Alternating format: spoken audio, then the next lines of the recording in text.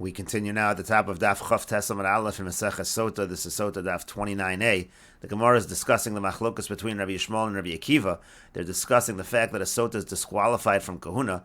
Rabbi Yishmael learns that out from a Kal V'chomer from Truma. The fact that a Sotah is disqualified from Truma, Kal V'chomer, she should be disqualified from the Kahuna. She can't marry a Kohen. But the question was within Rabbi Akiva, and the Gemara had suggested that maybe Rabbi Akiva holds that it should be automatic that we say that a Sotah is disqualified from Kahuna. Why? Sharei Asabas Safik Zona Kazona. Because in general, when it comes to Sotah, what are we really saying? We're saying even though it's a situation of doubt that we haven't resolved, we don't know whether she committed the act of znus or not, but the halach is we treat a Sotah, a Safik Zona, as if she's a Vadai Zona, and we know that a Vadai Zona is certainly Psula L'Kahuna, is certainly disqualified from the Kahuna. So maybe that's the way that we know that a Sotah is disqualified from the Kahuna, but you can't say that, because if that's the case, Truma Nami, by Truma also, Lo Tiboy Kra, Pasuk shouldn't be needed, even though we used a Pasuk earlier, but a Pasuk should not be needed. Sharei Asabas Safik Zona Kazona, because again, you should use the same principle that by Sotah we treat a Safik Zona like a Zona, and so therefore that cannot be the reason why, or that cannot be the source for Rabbi Akiva. Rashi explains the Hachi the Truma Nami Loti by Kra. If you're going to make this argument of Asaba Safik Zona Kazona, that by Truma also you don't need a pasuk. V'neilef mayahu time agufe sharei asa hakasab besota Safik Zona Kavadai Zona. You can learn Truma from that logic, because you could say the pasuk declares that a Safik Zona is like a Vadai Zona by a Sotah. Uvetruma hayadina and the Zona asura. And we know already also by Truma that a Vadai Zona, that a Zona is prohibited. Techsiv kisiya leishzar kitiboil lezar etzla betrumas hakadashim lo tochal. That's exactly what the pasuk means when it talks about she can't have trumas hakadashim kisiya leishzar ve'in lach pasuk gadol mizeh kashi eishes ish v'nival al acher. You're not going to have a greater source than this. That's actually the source for all psulim, that they're pasul v'hanachnami delo tafsibu kedushin. That applies to all kinds of situations of being with another man where there won't be kedushin. The kevin delo Rabbi Akiva in kedushin tovsin b'shum psul lo mashma lekisiya lashon havaya ela kitibol. That's why in general Rabbi Akiva happens to hold that by kedushin, anytime you have a disqualification, the kedushin doesn't really take effect, and therefore the pasuk of kisiya, as Rashi said above, kisiya l'ishzar, doesn't mean that you're lashon havaya, meaning a lashon of an actual kedushin. It just means kitiboy lizar etzla. When she has relations with somebody who is a stranger to her, that's going to create this disqualification. That's going to create the status of zona. And so the Gemara continues, Elul Rabbi Akiva. Rather, according to Rabbi Akiva, the sources are as follows: Arboa Kroik Sivi. There are 4 psukim that are written: Chad lebal, v'chad leboel, v'chad lekahuna, v'chad letruma. One is for the prohibition to the husband, one the prohibition to the boel, one for the disqualification from kahuna, and one for the disqualification from truma. Rabbi Yishmael Talosa Kroik Sivi. And according to Rabbi Yishmael, there are only 3 psukim that are written, and he understands as follows: Chad lebal, v'chad leboel, v'chad letruma. Again, one is for the husband, one's for the boel, and one's for truma. Ukahuna asya v'kal v'chomer. And the disqualification from kahuna, that comes from the kal v'chomer that we mentioned earlier, that kal v'chomer that we make, that if she's disqualified from truma, she is certainly disqualified from the kahuna. Rashi explains, Elul Rabbi Akiva Arba Kroik Sivi Yiseri, meaning again 4 extra psukim. Beis Nitma, there are 2 times it says Nitma, V'chad Vinitma, then there's another time it says Vinitma, that's 3. Rabbi Akiva Dorish Vavi, and Rabbi Akiva darshans the extra letter Vav, Harei Arba, that comes out to 4, because again it said Vinitma, there was an extra Vav. And again, according to Rabbi Yishmael, Kahuna Asi Mikal V'chomer V'lo Darish Vavi. Again, Rabbi Yishmael, he's going to learn Kahuna from a Kal V'chomer because he doesn't darshan the extra Vavs. And so the Gemara continues with Rabbi Yishmael, but according to Rabbi Yishmael, Mimai de Itzrich Kra L'Truma. How do you know that pasuk, the 3rd pasuk, is coming for the disqualification from Truma?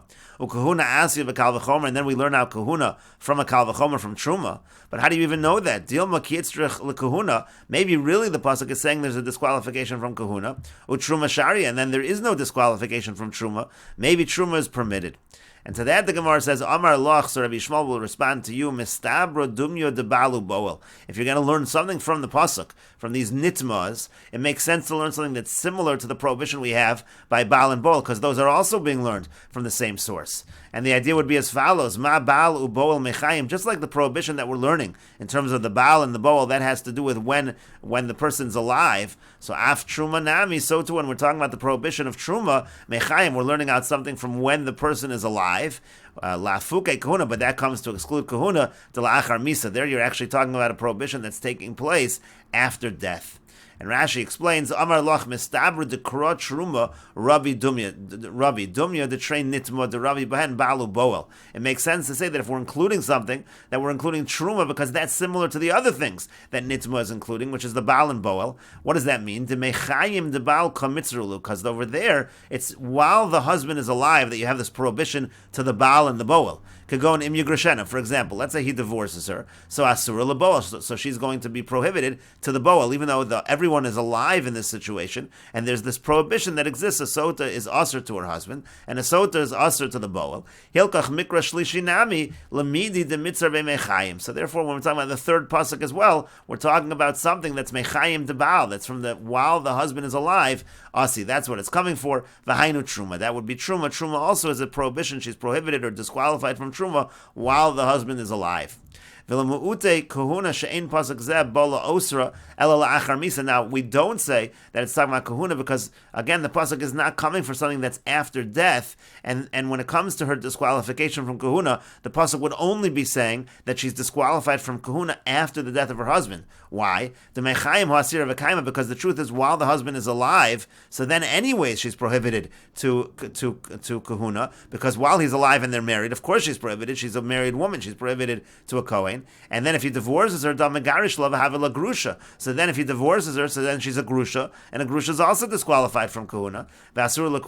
She's prohibited to kahuna, and therefore it has to be that if the pasuk is teaching us anything, it's teaching us even if she's not a divorcee, even if her husband dies, that she's going to be disqualified from kahuna, but that's after the death of the husband. So again, that's different than the other things that were learned from nitma. So it makes sense to say that what we're actually learning from nitma is the prohibition, the disqualification from truma.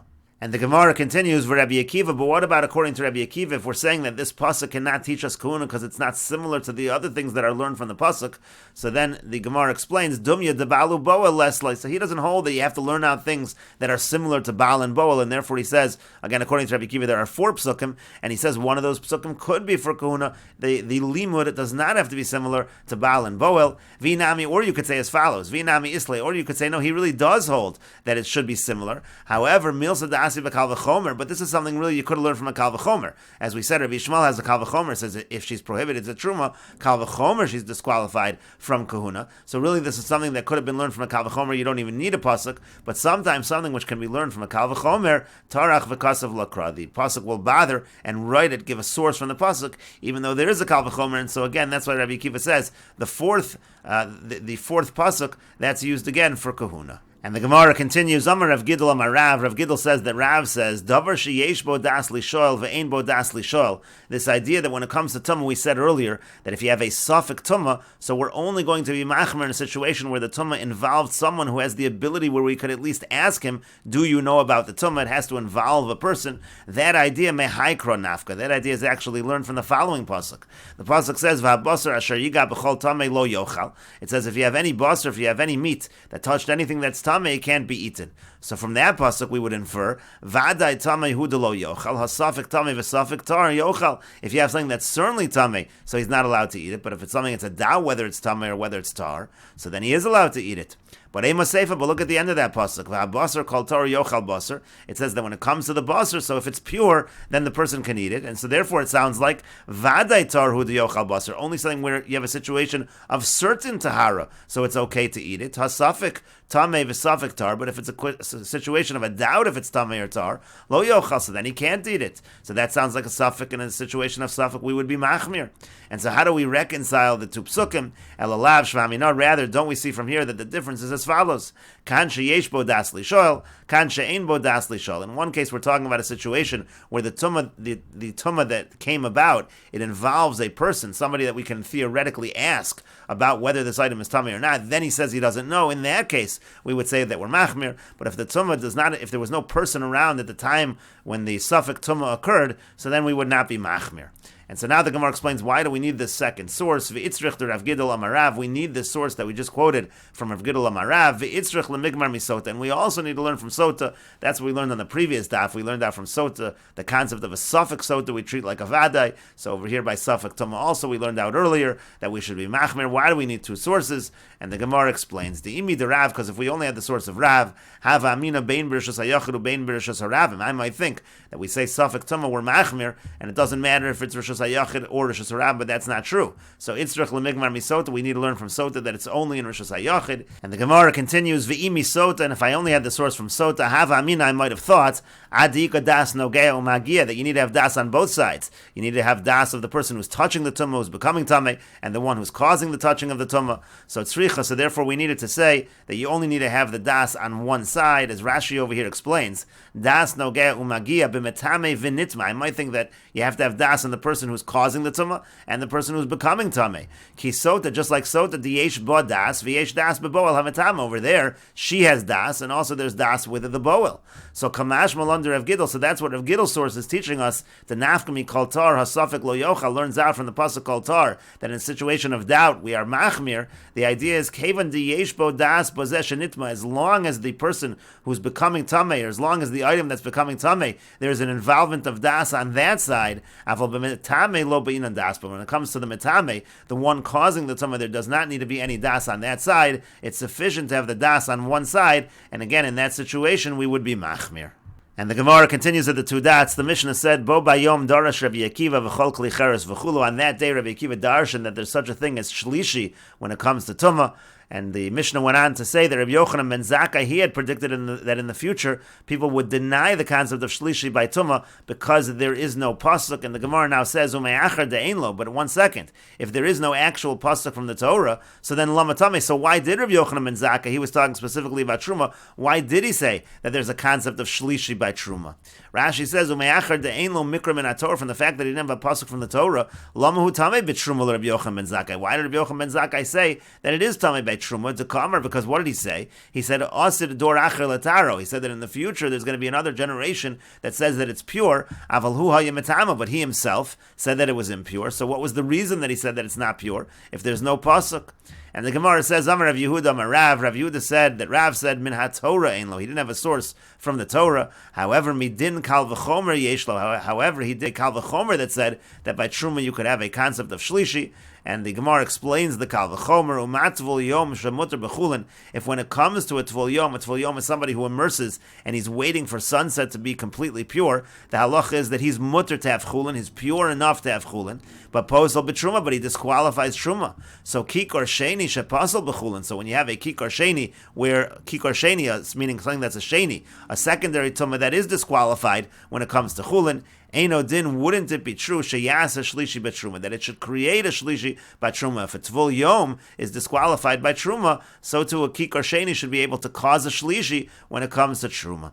Rashi says umat tvul yom shelo harav shimsho. Again, you have somebody who immersed that day in the mikveh, but the sun did not set. Shemuter b'chulin, he's allowed to have chulin kedamrin and be yavamas be'orel. That's learned out in yavamas tolosa kroi ksivi, that there are 3 psukim. So we talk about 3 different levels of purity. Taval v'ola muter b'chulin, if he had just immersed, so then he's already mutter in chulin, ula meiser, and also mutter from meiser. Harav shimsho, now the second level, when the sun sets, ochel b'truma, that's when he can have truma. That shows you that before that he cannot have truma. Hevi kaparasa, so then when he brings his carbon, talking about somebody who needs to bring carbon for purification, so then betuma shibas carbon, if you're talking about tumah that you have to bring a carbon, so at that point there's the 3rd level of purity in mutter b'kachim. At that point he's going to be mutter when it comes to kachim, and so therefore we learn out the halacha by sheni to shlishi. Kikor sheni, shepasel b'chulin, if you have a kikor sheni that's disqualified by chulin, the idea over there is that let's say you have anything inside, you have tumah that's a rishon, let's say you have an oven that's a rishon, and so then anything inside there is going to be tameh, chulin, truma, v'kachim, v'mashma. That applies to everything. Even chulin can be a sheni. So dinu sheyasa shlishi v'truma would make sense that chulin, which is a sheni, can create truma, meaning to say that truma can even become a shlishi. Now over here you can't say dayo. Dayo would mean that you can't go any further. When you make a kal v'chomer, you're not supposed to learn something further than the original source. Here you don't say that. Dimkein batal kal v'chomer, because then you really won't have a kal v'chomer at all. Sheni b'truma mikramishtam, because we already know about sheni by truma. You can't say kal v'chomer. Well, if you have sheni by chulin, you have sheni by truma. We already know about sheni by truma ki chulin, because the pasuk isn't talking specifically about chulin. It's talking about the fact that anything inside of there is going to be a sheni. That includes whether it's chulin, that includes whether it's truma or kachim. The general rule is that if you have a situation where the kal v'chomer doesn't work, we don't say dayo. Rather, we say no. On the contrary, the kal v'chomer is adding a level, and so we say by chulin you have a concept of sheni, and when it comes to truma, you have a concept of shlishi. But the Gemara says ikal mifrach, but there is a refutation to this kal v'chomer. Malut tvul yom shekein av hatuma tesi. So the Gemara says again, but tvul yom, that has a certain stringency because the tvul yom is actually considered an av hatuma. And Rashi explains shekein av hatuma could go in tamei mei, so zav or mitzora shein b'tumas and avos. You could have a situation when we're talking about a tvul yom that might have been a person who's tamei meis or a zav or a mitzora. All of those situations, you have a situation of av hatuma, and so therefore maybe you can't learn out from a tvul yom. And so the Gemara says tesi you can learn out, and we will continue with this discussion in the next video on Daf Chav Tes Amud Beis.